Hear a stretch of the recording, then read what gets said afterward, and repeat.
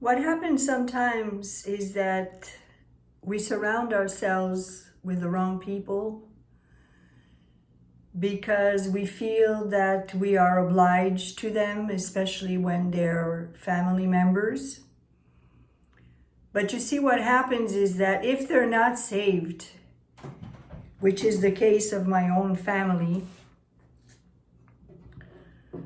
they're very nice, they're very sweet, very loving, supportive,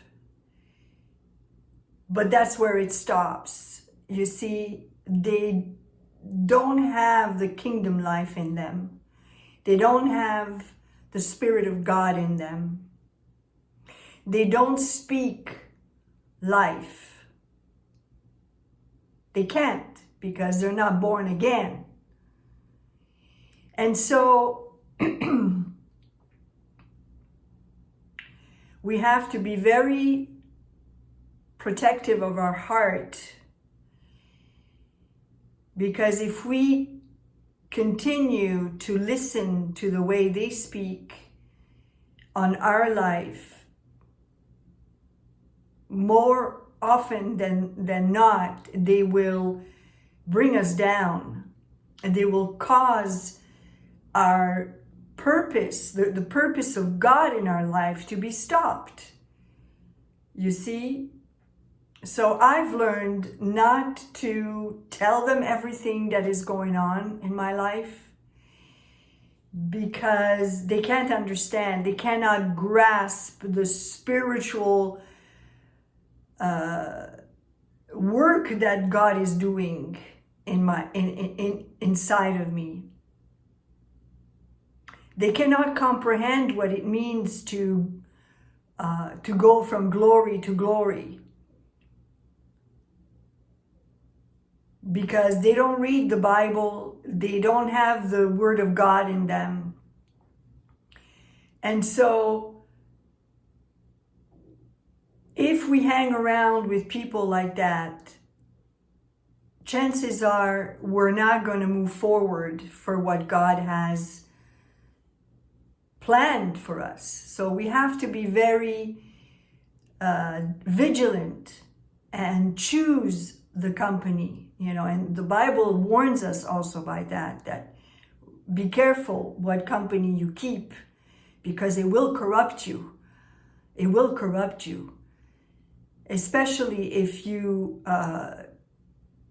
again allow your feelings and emotions to get in the way. Don't do that. It's a matter of remaining steadfast on the path that God has placed you on, knowing that many will not be able to follow you, whether they're your, family members, whoever it is, friends.